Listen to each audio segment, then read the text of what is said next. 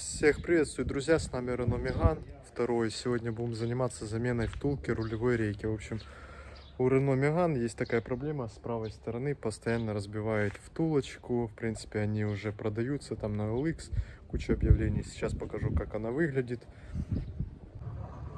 Вот так, друзья мои, она выглядит. Купил ее на OLX за 250 гривен. Отзыв пока не могу сказать о ней. А по поводу стука, стук очень похож, как будто разбита рулевая тяга. Не наконечник, а тяга. То есть, ну это что она поддомкрачена и нагрузка пошла в натяг. Не могу сейчас пошатать, но поверьте, здесь стук присутствует приличный. Очень похож стук, как будто разбита стойка также стабилизатора, имейте в виду. Да вообще, это в Меганах это проблема. То есть, если у вас Меган и подобный стук присутствует, знайте, куда рыть. Нам для этого нужно открутить колесо, рулевой наконечник. По-хорошему нужно снять, потом расконтрагать гайку, выкрутить наконечник, снять пыльник и открутить рулевую тягу. Это типа фронт работ. Но мы постараемся сделать по-другому. То есть я сейчас выкручу, сниму, здесь собью рулевой наконечник, стащу пыльник и специальным приспособлением, там покажу каким, выкрутить рулевую тягу, чтобы потом я обратно ее закрутил и развал якобы у меня не сбился. Приступаем. Итак, открутили головкой на 16 наконечник. Если у кого есть съемник для наконечника, используйте съемник. Если нет, один хорошенький удар. В принципе, слез нормально наконечник. То есть сейчас можно продемонстрировать люфт. Не знаю, одной рукой получится.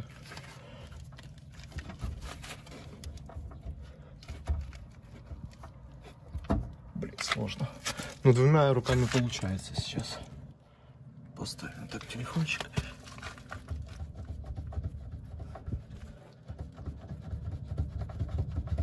Я думаю, слышно вам. Сейчас снимаем этот хомут. Стаскиваем. Выкручиваем руль, получается, в левую сторону, чтобы хомут слез. И у нас был доступ к рулевой тяге, чтобы ее открутить. Ну и вот, друзья, стащил пыльник я. Вот если видно, тяга у нас нормальная. То есть люфта здесь нет. А вот если посмотреть...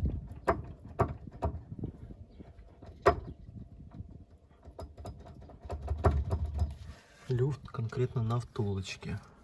Сейчас ключиком на 32 попробуем открутить тягу. И потом далее разбираться со втулкой. Итак, вот открутил я тягу вместе с наконечником. Вот видите, вот такой ключ самодельный. То есть ключ на 32, рожковый, обрезанный, приварена головка. Ну, под квадрат специально. Здесь вот так вот в прорези вставляется. То есть на самой тяге есть такие прорези под ключ. И вот оно у меня как раз на 32. Сюда вставляем длинный какой-то удлинитель и через хороший рычаг откручиваем. Ну, потом оно идет нормально. За тягой идет вот такое демпферное кольцо. Его не выбрасывайте. Это не... Хотя оно и расколото, или так и должно быть. Но не выбрасываем, его поставим обратно. Для чего? Это против ударов, если вы там, допустим, руль до упора выкручиваете. То есть это мы открутили, тяга у нас нормальная, не разбитая. Это я уже определил. Чувствуется. И сейчас будем стараться демонтировать нашу старую втулку. Сейчас выкручиваем руль до упора вправо. Да, до упора вправо, чтобы вал рулевой рейки запрятался туда. И там есть на самой втулке два усика. Их сжимаем и постараемся ее выдавить. Итак, друзья, вот смотрите. То есть это наша старая втулка. И как видите, по бокам вот эти усики я вжал внутрь. Неудобно, конечно, показывать. То есть тоненькой-тоненькой отверточкой подковыриваем. И можно хоть даже их и обламывать. На усмотрение уже, скажем так. Один и второй. Наша задача, сейчас я покажу на новой втулке. Вот типа эти усики. И они фиксируют, этими усиками фиксируется эта втулка в рейке. И нам их надо сейчас вжать и вытащить втулку. Вот такая задача. Сейчас попробую руль по чуть-чуть, либо помощник.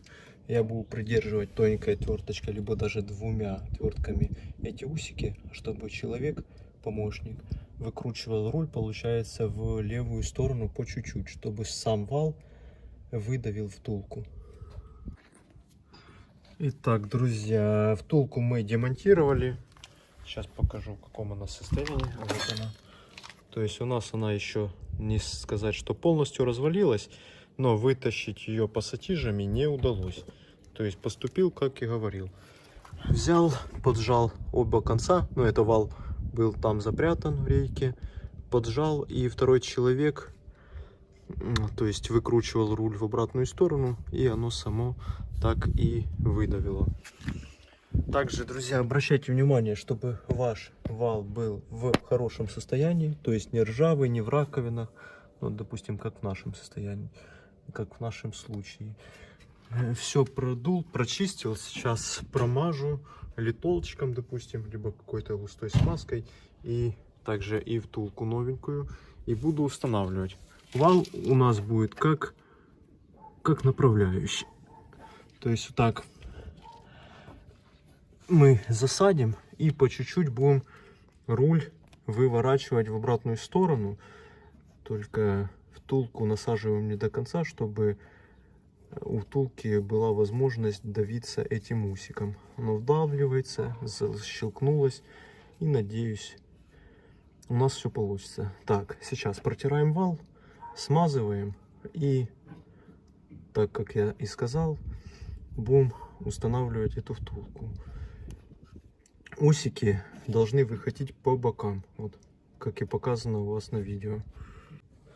Ну вот, втулку мы еще до конца не засадили, но по чуть-чуть мы продвигаемся. То есть я сперва втулку насадил на вал, как и говорил изначально, и потом вместе это зашло. А если б я изначально запрятал сам рулевой вал в рейке, то я втулкой бы вряд ли его там поймал. То есть втулка шла как центровка, и сейчас я по чуть-чуть продвигаю ее. То есть вот удлинитель, головка как оправка, и по чуть-чуть легенькими ударами туда ее завожу. И смотрю, чтобы сам вал не мешал самой втулке распираться вовнутрь. Так как если вал будет здесь, ну, полностью будет торчать, сама втулка не разожмется вовнутрь и не сможет спрятать свои усики, чтобы она удачно села на свое место. Подстукиваю немного втулку, и видите, усики расперлись вовнутрь. А если бы здесь был вал, то это им бы было проблемно сделать, усиком имеется в виду. И я по чуть-чуть, по мере задавливания самой втулки в рейку, я по чуть-чуть и выкручиваю руль в противоположную сторону, чтобы сам вал не мешал. Обратную сторону молотка вот так вот наставил, и с обратной стороны вторым молотком. И в принципе, когда уже втулка села на свое место, усики сразу же запрятались. Я еще даже руль не выворачивал. Ну, сами можете посмотреть, смазка еще по всей втулке размазана. Ну, а сейчас можно попробовать вывернуть руль.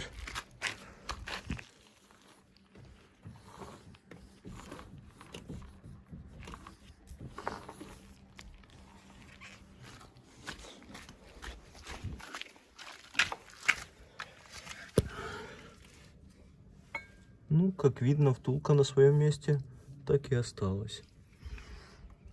Сейчас рулевую вал этот выкручиваем в обратную сторону. Ну и в принципе далее сборка будет в обратной последовательности. Я это все дело не распоровывал. То есть я свободно накручиваю рулевую тягу, устанавливаю. Ну и в принципе даже некоторое время могу поездить. А потом только ехать на развал. Ну хотя на развал, если честно, желательно сразу поехать. После этого затягиваем новую рулевую тягу, либо старую, но уже на ваше усмотрение. И не забываем про это демпферное кольцо. А затягиваем вот при помощи, ну как я и говорил, при помощи длинного удлинителя и хорошего воротка. Притянули.